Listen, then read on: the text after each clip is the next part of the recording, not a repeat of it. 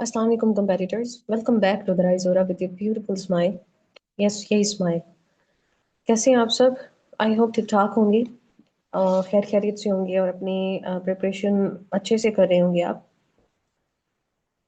आज के लेक्चर में हमने जो है वो 3 कंट्रीज को पढ़ना है जो कि बहुत ज़्यादा इंपॉर्टेंट है। कमीशन बड़ा इनमें इंटरेस्ट ले रहा होता है, पूछ रहा होता है, यहाँ से काफ़ी सारी चीज़ें पूछी जा रही होती हैं और बहुत इंपॉर्टेंट होने वाला है आज का लेक्चर। तो आज हमने बेसिकली जो 3 कंट्रीज पढ़ने हैं ना, वो हमने यूएई पढ़ना है, ठीक है, यूनाइटेड अरब एमिरेट्स पढ़ना है, कतर पढ़ना है और ईरान पढ़ना है ना। तीनों स्ट्रॉन्ग कंट्रीज हैं। कमीशन बड़ा इंटरेस्ट लेता है इनमें, तो इंशाल्लाह हमने आज जो है इसको तकरीबन जितना कमीशन पूछता है मैं कोशिश करूंगी कि उसको मैं कवर करा सकूं। ठीक। स्टार्ट करते हैं जी। हम अपना सबसे पहले जो है हमने यूएई को देखना है, यूनाइटेड अरब एमिरेट्स को। ठीक हो गया। इसका कैपिटल है जी, सबसे पहले हम इसका कैपिटल को देख लेते हैं। कैपिटल इसका है जी अबू धाबी। अबू धाबी इसका कैपिटल है। और अगर हम इसकी स्टेट्स की बात करें तो इसकी जो टोटल स्टेट्स हैं, टोटल स्टेट है वो 7 है। कितनी है टोटल? 7 स्टेट्स हैं। और उसकी आपने जो है ना वो ट्रिक बना लेनी है फुरसाद के नाम से। किस नाम से? फुरसाद। FURSAD। फुरसाद। ये आपने बना ली थी इसकी ट्रिक। अब आपने इसको याद कर लेना है। F for Fujairah. ठीक हो गया। F for Fujairah. U for Umm al Quwain.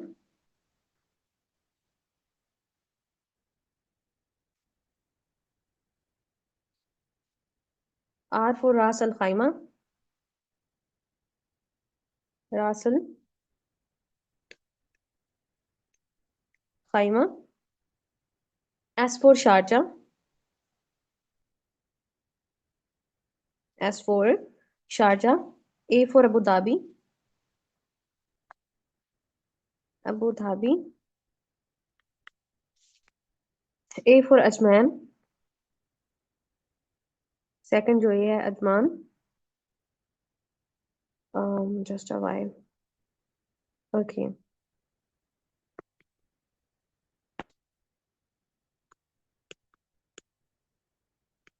और D फॉर दुबई।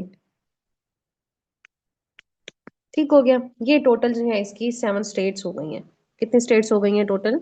7 स्टेट्स हो गई हैं आपके पास। ठीक है। फुरसात जो है आप ट्रिक याद करोगे तो आपकी टोटल 7 स्टेट्स जो है वो आपको याद हो जाएंगी। ठीक हो गया। उसके बाद जो है इन्होंने इंडिपेंडेंस हासिल की थी यूके से 1971 में। इंडिपेंडेंस इन्होंने कब हासिल की?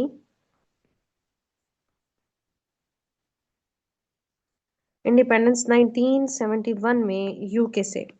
1971 में यूके से। इनका जो थर्ड पीएम था, यूएई का थर्ड पीएम जो कि इम्पोर्टेंट है आपका, Mohammed bin Zayed. Mohammed bin Zayed. He was third PM. ठीक है। अभी जो करंट एफएम है, जो करंट फॉरेन मिनिस्टर है, ठीक है, मैं उसको एफएम लिख देती हूँ, मीन फॉरेन मिनिस्टर, वो है अब्दुल्ला बिन जैद। अब्दुल्ला बिन जैद जो है वो करंट फॉरेन मिनिस्टर हैं। और FM stands for foreign minister. ठीक हो गया। All right. Just by. Highest building है, world highest building, tallest building, I am sorry. ठीक है। टॉलेस्ट बिल्डिंग,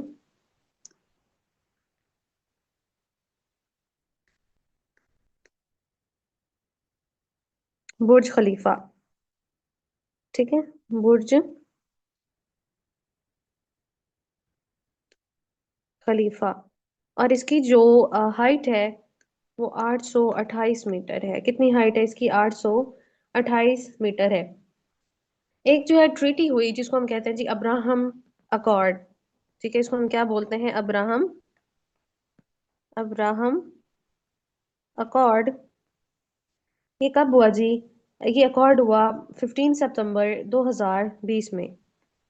15 सितंबर 2020 में। इसी अकॉर्ड के तहत यूएई ने एक्सेप्ट किया इसराइल को। किसको एक्सेप्ट किया था? इसराइल को यूएई ने एक्सेप्ट किया था। Accepted by UAE. ठीक हो गया। इब्राहिम अकॉर्ड जो है 15 सितंबर 2022 में हुआ। ओके। ओके। उसके बाद जो है हम स्टेट देख लेते हैं जी। स्टेट बेसिकली जो हमने हार्मर स्टेट वैसे पढ़ी थी हमने, जो कि लास्ट टाइम मैंने आपको पढ़ाया था ओमान में, कि हार्मर स्टेट है आपकी ईरान, ओमान और यूएई को भी टच करती है हार्मर स्टेट। ठीक है। हार्मर स्टेट जो है ये यूएई को भी टच करती है। यूएई तो ये ईरान, ओमान और यूएई को लगती है। ठीक हो गया। यस, इसकी करेंसी भी आपने याद रखनी है, दिरहम इसकी जो है वो करेंसी है। करेंसी इसकी क्या है? दिरहम है। ठीक हो गया। तो ये थी जी कुछ इसकी बेसिक इंफॉर्मेशन यूएई की। यूएई की ये थी अभी बेसिक इंफॉर्मेशन। हम जो है वो COP 28 के बारे में भी देख लेते हैं। COP 28। ठीक है, मैं उसको जो है हेडिंग दे देती हूँ रेड से। COP 28 जो कि हुई थी आपकी 2023 में। 2023 में, और ये कहाँ पे हुई थी? यूएई में। ठीक हो गया। All right. COP basically it is stands for Conference of Parties. Conference of Parties। और ये फर्स्ट टाइम जो है, सॉरी, ऑफ पार्टीज, और ये फर्स्ट टाइम 1992 में जो है हुई थी ये वाली कॉन्फ्रेंस। ठीक हो गया। अच्छा, 2023 में पाकिस्तान को रिप्रेजेंट किसने किया था? पाकिस्तान को रिप्रेजेंट करने वाले थे जी कक्कर साहब। पाकिस्तान को किन्होंने रिप्रेजेंट किया था? कक्कर साहब। ठीक हो गया। ओके। ये कोप हो गई जी COP 28। अगर हम बात करें COP 27 की, COP 27 की, तो वो हुई थी इजिप्ट में। कहाँ पे हुई थी? इजिप्ट में हुई थी। और COP 27 हो गई COP 28। अब अगर हम COP 29 की बात करें, COP 29 की बात करें, तो वो कहाँ पे हुई थी? वो हुई थी जी आजरबाईजान में। अच्छा, एक चीज और याद रखनी है। कोप का नंबर और साल, इन दोनों में ना 5 का फर्क है। साल 5 साल ज्यादा होगा। मतलब अगर मैं 29 की बात कर रही हूँ तो सॉरी, साल जो है वो 5 साल कम होगा। आई एम सॉरी। क्या होगा? साल 5 साल कम होगा। अगर मैं ये 29 की बात कर रही हूँ, 29 में से 5 को माइनस करते हैं, क्योंकि मैं 5 साल की बात कर रही हूँ ना। 5 5 साल का फर्क है। 5 को माइनस कर दो तो 24, मतलब 2024 वाली है वो कहाँ पे हुई है? एक मिनट, अभी साल वाली बात में हम बाद में करते हैं। पहले हम 30 वाली भी देख लेते हैं और 31 भी देख लेते हैं। COP 30 जो है, COP 30 ये हुई है जी आपकी ब्राजील में। ब्राजील में हुई है जी ये आपकी। उसके बाद COP 31 कहाँ पे होगी? COP 31 कहाँ पे होगी? टर्की में होगी।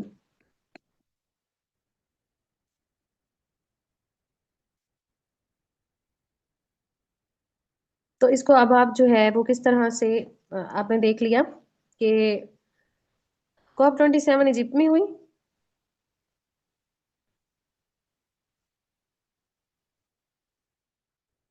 इसको अगर मैं ना आपकी ट्रिक बना दूं तो आप इसको किस तरह से याद करोगे? हमने 27 से बात की, ठीक है। ई यू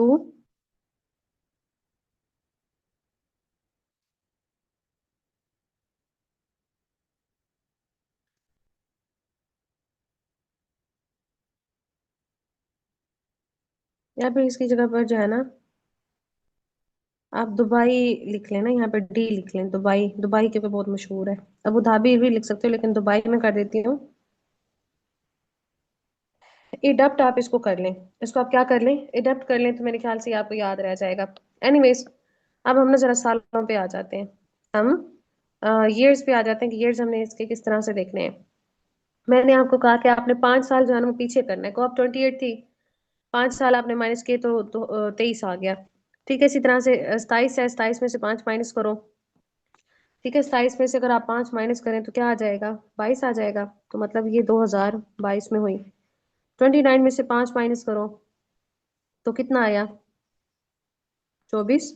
ठीक है, 30 में से 5 माइनस करो 25, और 31 में से 5 माइनस करोगे तो 26 आ जाएगा। ठीक है, तो ये आपकी हो गई जी ईयर्स।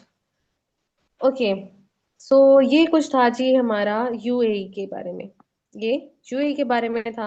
आई होप आपको क्लियर हो गया होगा। उसके बाद हम बात कर लेते हैं कतर की, जितना कमीशन हमसे पूछता है कतर के बारे में। ठीक है, कतर। कतर का कैपिटल भी मैं यहीं पे लिख लेती हूँ, दोहा इसका कैपिटल है। दोहा कैपिटल है। ओके, अब आ जाए जी 2022 में फीफा वर्ल्ड कप हुआ था यहाँ पे सबसे पहली इंपॉर्टेंट चीज। 2022 का फीफा वर्ल्ड कप कहाँ पे हुआ था? 2022 फीफा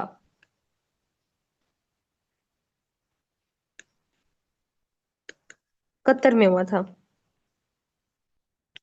ठीक है, और जो विनर था 2022 का, विनर था जो, वो अर्जेंटीना था।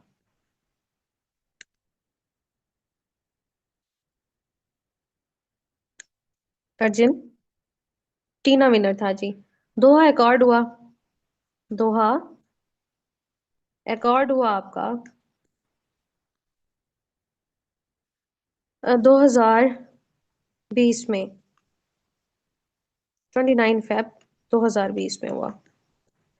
और ये जो अकॉर्ड है बेसिकली, ये ट्रीटी थी बेसिकली, ये साइन हुई यूएसए प्लस तालिबान के दरमियान। यूएसए और तालिबान के दरमियान में जो है ये साइन हुआ। तालिबान ने अपनी एम्बेसी खोली कतर में। तालिबान ने एम्बेसी खोली कतर में, कब? 2013 में।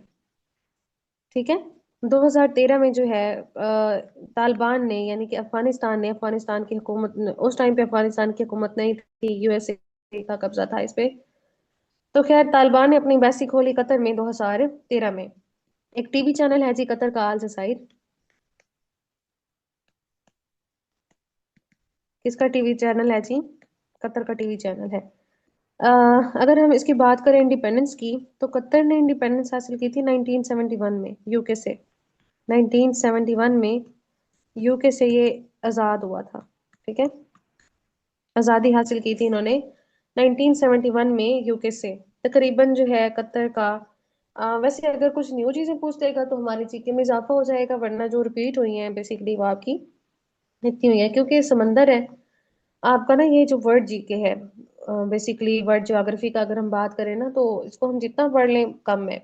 तो हम कोशिश करते हैं, क्योंकि आपको 2024 के एंड और 25 का ट्रेंड पता होगा कि तकरीबन जो है ना वो 60 to 65%, या फिर आप कह लो कि 60 to 70% जो है ना आपका पेपर पास पेपर्स में से आ रहा होता है। ठीक है, रिपीटेड चीजें। बट ये है कि आप कह सकते हो कि विदाउट पास पेपर्स डोमेन्स कुछ नहीं है, और विदाउट डोमेन्स पास पेपर्स कुछ नहीं है। ठीक है, तो आपके ना 100% कामयाबी के लिए दोनों का होना बहुत जरूरी है। कोई एक हो, दोनों ही मतलब, दोनों के बगैर आपकी प्रिपरेशन जो है वो अधूरी है। खैर, ये हमारा जो है कतर का जितना पूछा जा सकता था वो हो गया। अब आ जाए जी ईरान की तरफ। ठीक है, ईरान की तरफ आ जाए।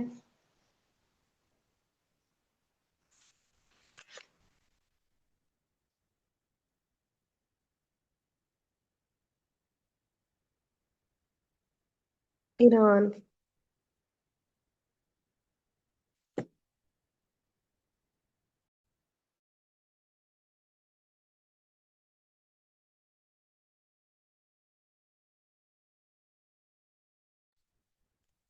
ईरान का कैपिटल है जी तेहरान।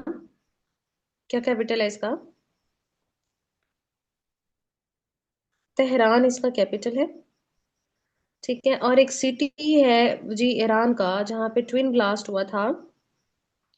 ठीक है, अगर बात कर ले हम ट्विन ब्लास्ट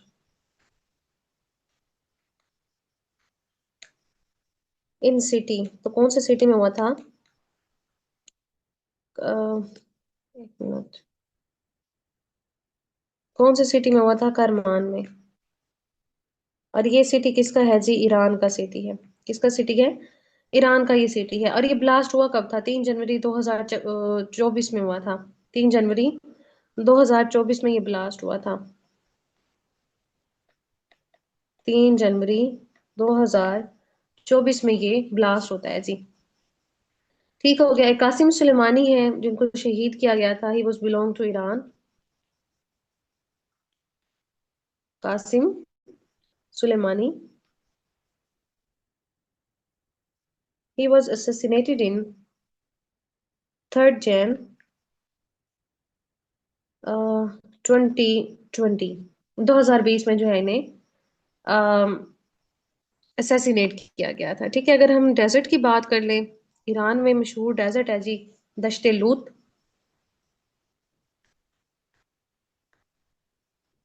दश्ते लूत डेजर्ट, ये कहाँ पे मौजूद है? ईरान में मौजूद है।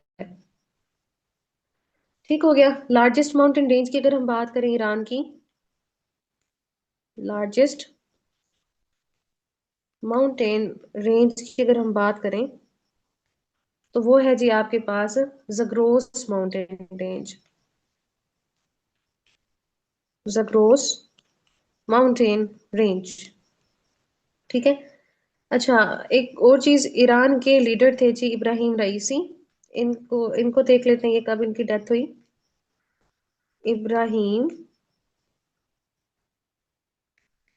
रईसी 19 मई 2024 में। कब डेथ हुई इनकी? 19 मई 2024 में इनकी डेथ हुई।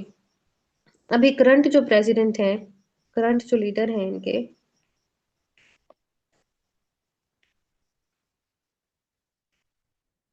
ठीक है, प्रेसिडेंट वो मोहम्मद है। ठीक हो गया। ओके, कुछ हम जो है वो पोर्ट्स देख लेते हैं। ईरान की कुछ पोर्ट्स अगर हम देखें, I am so sorry.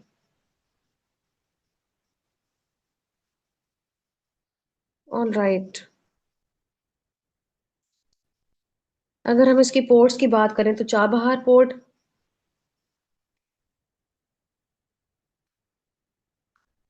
Chabahar port कहाँ पे है जी? ईरान में है। ओके, बंदर अब्बास पोर्ट, बंदर अब्बास पोर्ट कहाँ पे मौजूद है जी? ईरान में मौजूद है। अल सैद पोर्ट, अल सैद पोर्ट, ये भी कहाँ, ये सारी की सारी जो पोर्ट्स हैं ये कहाँ पे मौजूद हैं? ईरान में मौजूद है।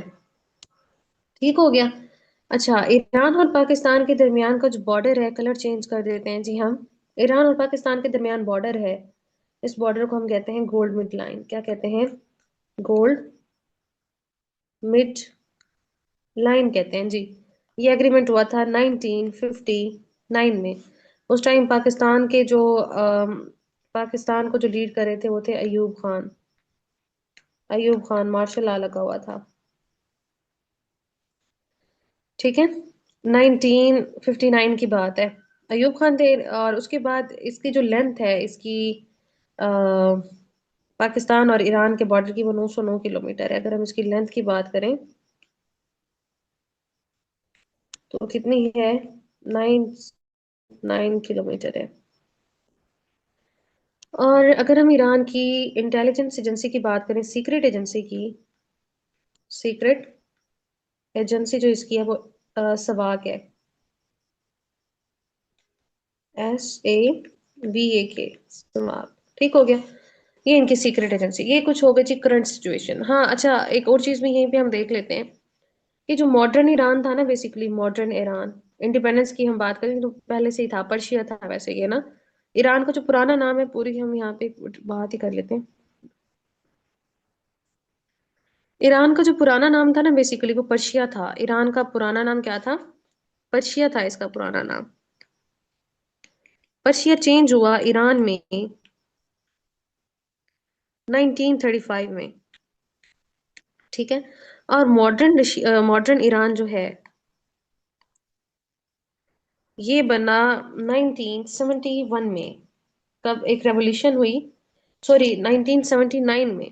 1979 में एक रेवोल्यूशन हुई, इस्लामिक रेवोल्यूशन। ठीक है, इस्लामिक रेवोल्यूशन या फिर आप उसको कह सकते हो शिया इस्लामिक रेवोल्यूशन। शिया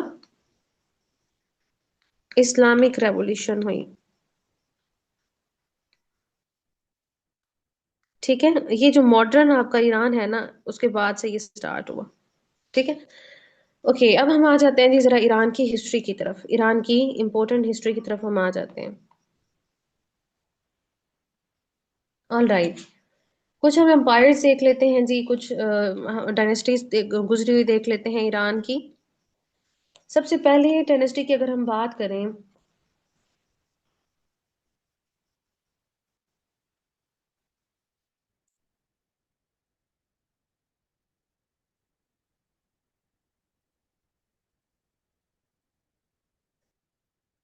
ससानिड एम्पायर।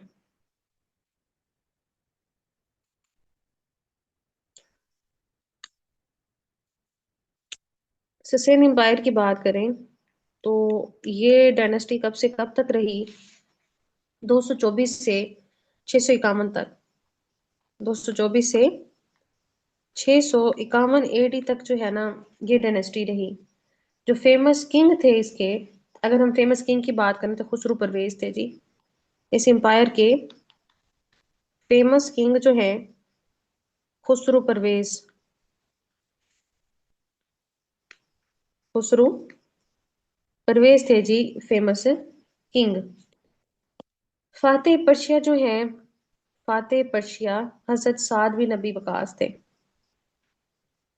फातेह पर्शिया की अगर हम बात करें या फारस की बात करें, फातेह फारस, तो वो थे हजरत साद बिन नबी वकास। हजरत साद बिन नबी वकास थे जी। All right.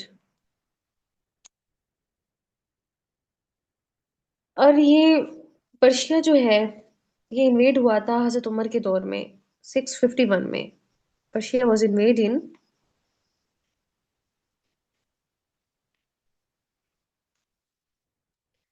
कौन से खुलफा राशिदीन थे उस टाइम पे? खलीफा थे हजरत उमर थे। हजरत उमर फारूक का दौर था 651 में। 651 एडी में जो है फतह हुआ। ठीक हो गया। उसके बाद जो है एक और फेमस डायनेस्टी का देख लेते हैं जी, सफेद डायनेस्टी।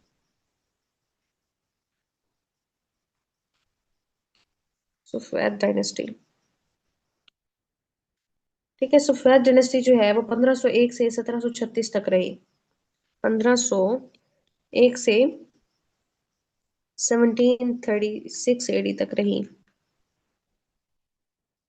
और मॉडर्न ईरान जो है, ये इसको जो फाउंड करने वाले थे वो सफेद डायनेस्टी वाले ही थे। ठीक है, modern Iran was founded by सफेद डायनेस्टी।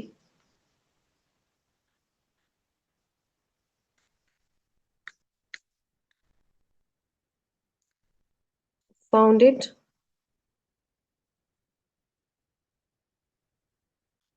सफेद डायनेस्टी। और जो फाउंडर ऑफ ईरान थे वो शाह इस्माइल थे। फाउंडर कौन थे? शाह इस्माइल।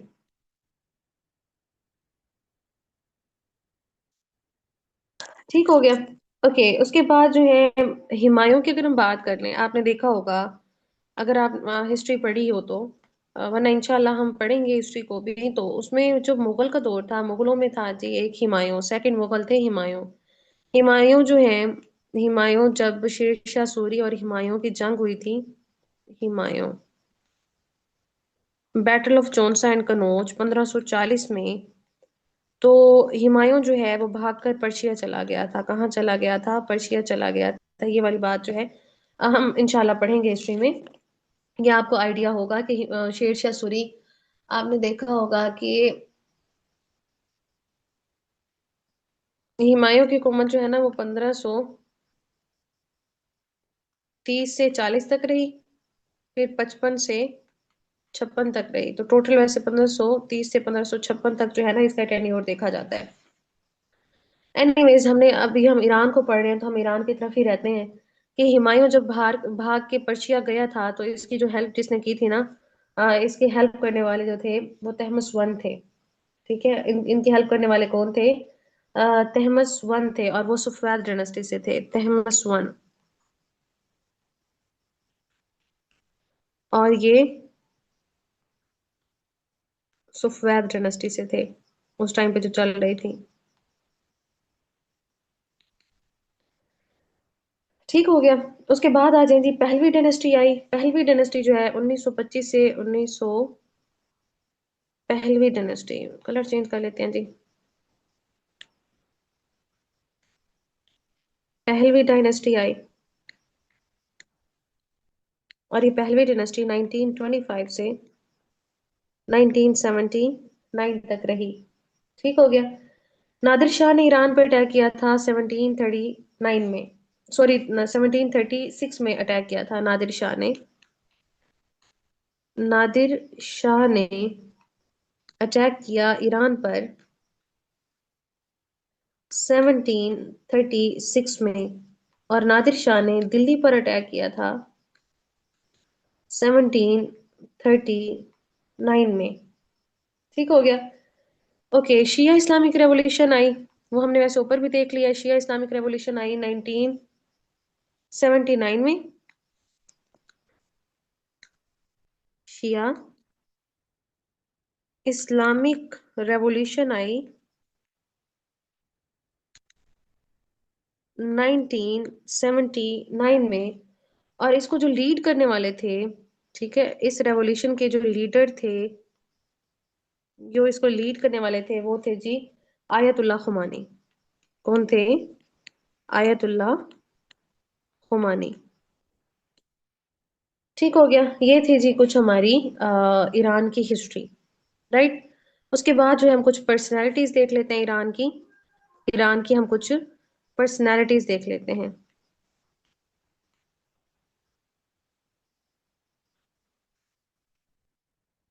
ओके, सबसे पहले हम बात करते हैं जी इब्ने सीना की। इब्ने सीना, किताब अल शिफा, अल कानून भी इन्होंने लिखी, और अल शिफा जो है वो भी, अल शिफा वो भी किन्होंने लिखी? इब्ने सीना ने लिखी। उसके बाद अगर हम बात करें इनके नेशनल पोइट की, तो जो इनका नेशनल पोइट थे, फिरदौसी थे नेशनल पोइट, फिरदौसी। और इन्होंने शाहनामा लिखा, शाहनामा। ठीक है, अगर आ जाए शाहनामा इस्लाम किसने लिखा, शाहनामा इस्लाम किसने लिखा, तो वो हफीज जलंधरी ने लिखा। वो किसने लिखा? हफीज जलंधरी ने लिखा। ठीक हो गया। जो अकेला शाहनामा है वो फिरदौसी ने लिखा, और फिरदौसी जो है वो नेशनल पोइट है ईरान के, राइट। ओके, उसके बाद आ जाएंगे उमर खयाम। उमर खयाम कौन थे? बल्कि ठीक है, उमर खयाम जो है ये भी ईरान से थे। ठीक है, ये भी ईरान से बिलोंग करते थे, और इन्होंने पोली मैथमेटिक्स का जो है कॉन्सेप्ट दिया। ठीक है। नादिर शाह दुरानी को नेपोलियन ऑफ पर्शिया कहा जाता है। Who was Napoleon of Persia? Napoleon of Persia तो किसको कहा जाता है? नादिर शाह दुरानी को। नादिर शाह दुरानी।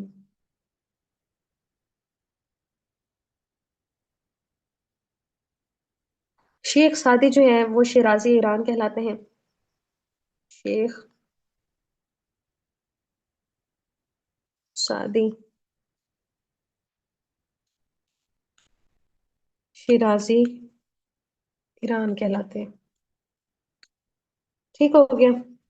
और पर्शिया का जो नेम है चेंज, वो कब हुआ था? 1935 में हुआ था। ठीक है, पर्शिया जो है, पर्शिया चेंज हुआ था ईरान में 1935 में। ठीक है, तो ये बात भी आपने याद रखनी है। ओके, 2024 में ना ईरान ने इधर पाकिस्तान पे हमला किया था, आपको अगर याद हो तो थोड़ा सा हम वो भी देख लेते हैं। ठीक है, ईरान अटैक पाकिस्तान।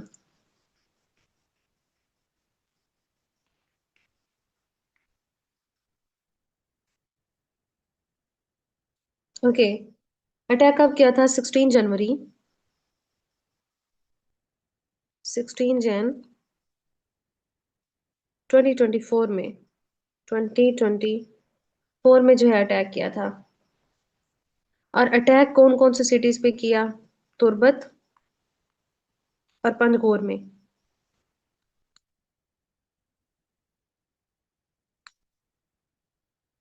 ठीक हो गया। पाकिस्तान का जो नुकसान हुआ, कितने लोग मारे गए? दो बच्चे जो हैं वो शहीद हुए। ठीक है, दो बच्चे क्या हुए? दो चिल्ड्रन जो हैं वो मारे गए, और तीन जो हैं वो जख्मी हुए।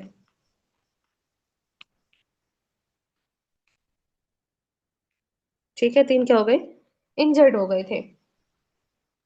जैश उल असद जो है वो एक ऑर्गेनाइजेशन है, ये जैश उल असद, जिसकी वजह से ये अटैक हुआ, वैसे हम वो देखते हैं, 2012 में बनी थी। ठीक है, और ये सुन्नी जमात है। ये कौन सी जमात है जी? सुन्नी जमात है। ठीक हो गया। इनके जो लीडर हैं वो सलाहुद्दीन फारूकी हैं। इस जमात के जो लीडर हैं वो कौन है? सलाहुद्दीन फारूकी। सलाहुद्दीन फारूकी हैं। फारूकी। ओके। तो उन्होंने जो है वो जो अटैक करने की रीजन थी ना, बेसिकली वो यही थी कि शिया सुन्नी वार जो है उस वजह से अटैक किया, इस ऑर्गेनाइजेशन की वजह से। ठीक है, ये अटैक बेसिकली क्यों था? शिया सुन्नी वार की वजह से हुआ।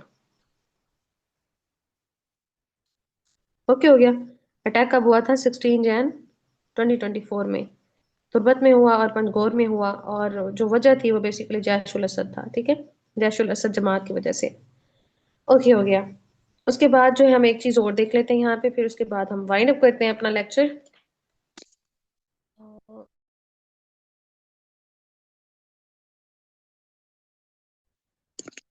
उसके बाद आ जाए जी, एक चीज और हम देख लेते हैं। Iran Israel conflict. Iran Israel conflict देख लेते हैं हम।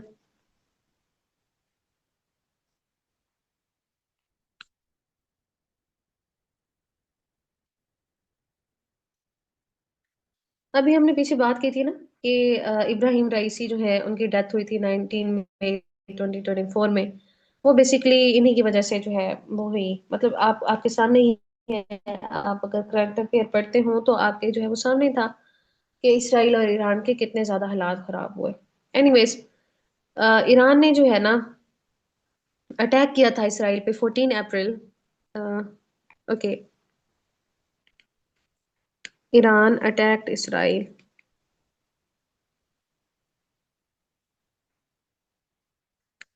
कब अटैक किया था इन्होंने? 14 अप्रैल 2024 में। ठीक है, अटैक क्यों किया था? इसराइल ने, ठीक है, इसराइल ने अटैक किया था ईरान की एम्बेसी पर, जो कि साइरिया में थी। ईरान एम्बेसी कहाँ पे वो थी? इन साइरिया। और कब अटैक किया था इन्होंने? 1 अप्रैल 2024 में। 1 अप्रैल 2024 में, जिसमें 7 लोग मारे गए थे। ठीक है। अब ईरान ने जो अटैक किया था इसराइल पर, वो इसी वजह से किया था। जो 14 अप्रैल को ईरान ने अटैक किया इसराइल पे, वो इसी वजह से किया था। क्यों? क्योंकि इसराइल ने ईरान की एम्बेसी पर अटैक किया था, जो कि साइरिया में थी, 1 अप्रैल को, जिसमें 7 लोग मारे गए थे। अच्छा, अब यूएनओ का एक आर्टिकल है, article number 51A, article 51, sorry, article 51 जो है यूएनओ का, वो कहता है जी, आप जंग में किसी भी कंट्री की एम्बेसी पर जो है वो हमला नहीं करेंगे। ठीक है। तो इसी आर्टिकल के तहत ईरान ने अपने उसके लिए, बचाव के लिए, या इस आर्टिकल को देखते हुए, मद्देनजर रखते हुए, उसने इसराइल पर जो है वो हमला कर दिया। ठीक हो गया। और इस ऑपरेशन को उन्होंने नाम दिया ट्रू प्रॉमिस का। ईरान ने इस ऑपरेशन को क्या नाम दिया? ऑपरेशन नेम क्या था जी? True Promise.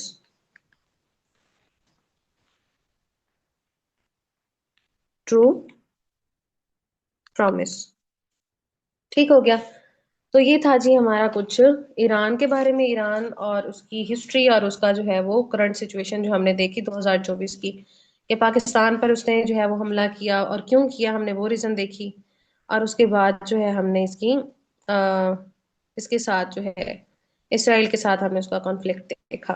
ठीक हो गया। तो अब आपने ना इसका स्क्रीनशॉट लेना हो तो वो ले लीजिएगा, नहीं तो आपने जो है वो साथ साथ इसका कर ही लिया होगा नोट ना।